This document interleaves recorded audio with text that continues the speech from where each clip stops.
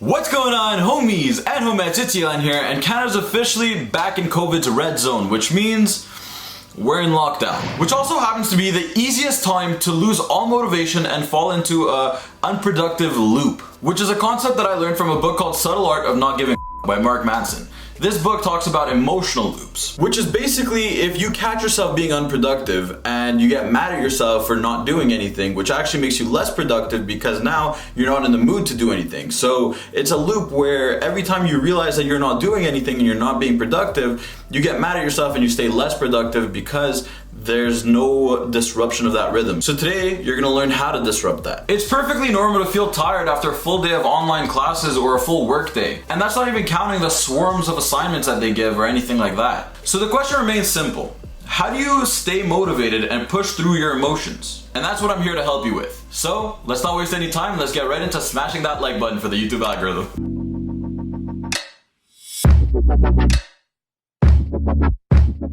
So you guys probably just noticed I changed the background up a little bit. I actually got rid of the 3 monitors and put one single curved monitor so that I could focus more on editing and less on playing video games and getting distracted. So I really changed my environment in order to be more productive, which is actually one of the tips I'm going to get into a bit later. The first thing that you have to do when you're in a rut is actually realize that you're in one. So if you've been spending too much time watching Netflix or too much time, just getting distracted and not doing what you need to do, even though you know you should be doing it. Example, laundry, making your bed, cleaning up, or, reading, journaling, exercising, whatever your tasks are throughout a day. If you've been procrastinating on them, it's important to realize that, hey, I've been avoiding these things. I've been purposely distancing from them. I've been, watching too much Netflix. I've been playing too many video games. I've just been too distracted. And that's perfectly normal, by the way. It's okay to be like that because it's natural. Sometimes life gets overwhelming. Sometimes you need that escape. Sometimes you need that distraction, and it's healthy. What's not healthy is staying in that for far too long. So I'm not saying to never take a break. I'm not saying to never give yourself any pleasure. I'm saying that you have to find a balance in these things. If you're doing something for far too long, it can actually lead to a downward spiral in your life, and that's not something that we want. So once again, the first thing you have to do is admit that you want to actually initiate this behavior change, that you want to start bettering yourself, and you want to come back to at least a little bit more of a productive state. So once you tell yourself that, I want to make this behavior change, that's when we could get along with this video. The second thing I'd recommend is small wins. Now, there's a lot of little things that we do day by day that we don't really take the time to be like, wow, yeah, that's something I did, because it feels like something everybody should be doing anyway. But when you make your bed, tell yourself, yes, I did that. I did that well, and I'm happy I did that. It's gonna give you the motivation to go brush your teeth. Once you do that, tell yourself, yes, I did that. And it's gonna build you up to be able to actually achieve more throughout the day, because these small wins lead to bigger ones. It's a momentum shift in your head. So you wanna generate that momentum for you as early as you can. So the second I wake up, normally the first thing I do is make my bed. Then I go brush my teeth, groom, and actually make myself feel like I'm doing good for today. So starting the day with these small wins is great, but over time you're gonna wanna build up into it. So let's say instead of just making your bed, you're gonna make your bed with extreme perfection. You want to tuck everything in perfectly. You wanna make everything look as good as it possibly could. And this is a theory that is believed in the army, where if you do everything with perfection, then your standard is gonna be a lot higher for your own living. So it's actually pushing you to get better without you realizing it. So you start paying attention to more details, you start paying attention to what you're doing, and you start doing things better and more carefully. So overall, it's only gonna go up from here. So start the day with some small wins, make your bed, and really take control of what you have going on. Pause. So I'm editing the video right now, and I realized I completely forgot to talk about changing your environment. I feel like this is the right place to put it, so it's a little bonus. It's not really part of any of the actual answers I have. So bonus tip for you guys, changing your environment. You want to create a space where you feel inspired, where you feel like you could actually do a lot more work. So what used to happen to me is I would come home, I'd sit down, I'm like, okay, let's script a video, let's write this down, let's do this. And the second I'd open my computer, I can easily switch to my PlayStation, or I can easily open up Fortnite or whatever it is on my computer itself, and I can open Discord and this and that, and I would just get too distracted. So I would end up playing video games on one screen, watching Netflix on the other, and having like Twitter open on the third one. And it was just too distracting, and it wasn't good for myself because I would spend so much time procrastinating. Now, what I ended up doing is taking all of those things out of my room completely, moving them to a place that's a little bit inconvenient for myself so that I would limit how much I play video games. Instead, I just have my MacBook with no games on it connected to the screen here, and I get to actually focus on editing, scripting videos, and doing things like that. And since I've done that, I've been a lot more productive.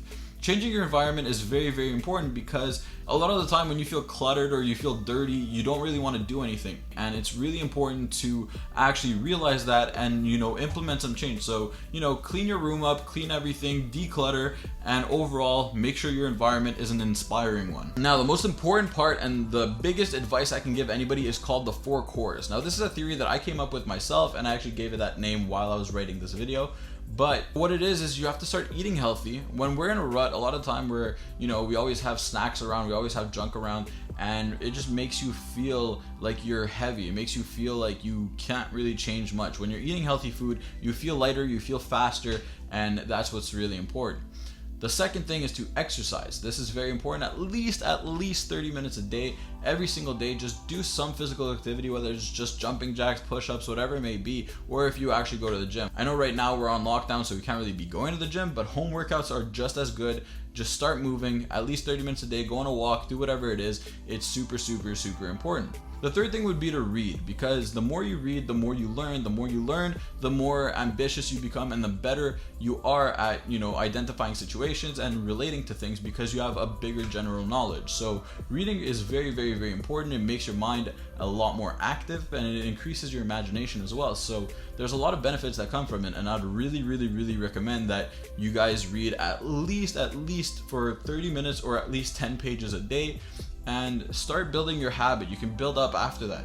I remember when I first started reading, it took me a while to read one book. Then I started building up into it where I started reading a book a month, and now I'm trying to progress to reading a book a week. So all these things are very difficult to do, but they're all achievable, they're all possible, so you just have to want it that bad. And finally, the fourth thing is to smash the like button. When you turn it blue, it actually gives you a hit of dopamine. No, I'm kidding. But I would appreciate it. The fourth thing is to meditate. Now, I've been doing this recently, and on top of that, I've also been doing stretching and journaling, and I've combined all these 3 things in the same part of my morning routine. I do them all one after the other, and I don't even go on my phone. I don't use anything like that. I just sit there and I meditate for about 10 minutes at the minimum, and you really just clear your mind. You practice your mindfulness, you practice being in the moment, you practice being present, and overall that's going to help you whether you're at work, whether you're at school. No matter what, it's going to ground you to where you are. And it's important because a lot of the time we can let our thoughts control us, we can let our overthinking get to the best of us, and it's normal to be stressed. So I'd really recommend meditating if you ever feel overwhelmed. I promise you it's going to help you. The next step after that would be to actually start planning what you're going to do, to plan how you're going to get back up and what exactly do you want to be doing. Create a to-do list, create a calendar, look at what you have coming up, look at what time you have available, and see what could you be doing. When could I exercise? When could I do this? When could I do that? Wake up a little bit earlier if you have to. Do what needs to be done in order for you to feel like you did something productive that day. When you feel productive, you consider the day as a win. When you consider the day as a win, you can do that over and over. Win the week, win the month, win the year, and overall the goal is to win your life. You want to be the best version of yourself that you could ever become. When you do that, you're going to feel a validation from yourself that you won't really need other people, or you won't really care about other people's opinions. So this is very important to, start planning your day more and start seeing your time and evaluating what could you be doing to make yourself better. Now, the final piece of advice I'm going to give you is something that I've personally started implementing a lot because I realized the power of it. And this is to force yourself to start the action. Now, this piece of advice was actually suggested by my podcast co-host, Stefano. He told me that sometimes when you're not in the mood to do something, you have to force yourself, and once you start, you will keep going. And he is absolutely right. Let's say you're not in the mood to record a YouTube video, for example. If you just start recording, you might not like the first video, but if you keep doing it over and over, eventually you're gonna find the clip that you like. If you're not in the mood to go work out, try doing just a few push-ups. Force yourself, and then you're gonna be more in the mood to go do it. No matter what it is, if you're not in the mood, try forcing yourself to do a little bit, and it's gonna push you to do a lot more. So this is very important because it's really just a self-challenge here. There's no, your emotions are gonna tell you, I'm not in the mood, I don't wanna do this, forget it, not happening. And if you're able to convince yourself that I'm gonna do it anyway, the more you do that, the more these circuits in your brain are going to tell yourself that, you know what, even if I don't like it, I'm going to be doing it because I know it's going to help me in the long run. And when you start doing that, your mind and body start thanking you for it. You're going to start seeing your results a lot faster because you're recircuiting your brain to know that whatever I dislike, if it's good for me, I will do it anyway. And that goes with dieting, that goes with exercising, that goes with any actual thing that you could set your mind to. If your brain knows that it's going to help you in the long run, if it's going to benefit you later on, do it now.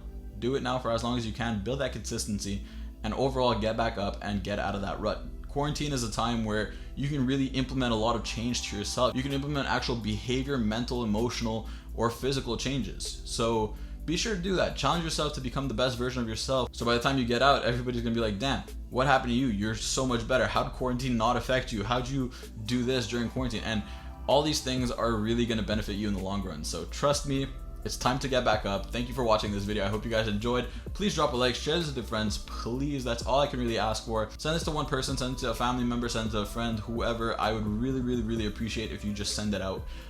Subscribe if you're new and click on one of the videos on the screen now. Peace.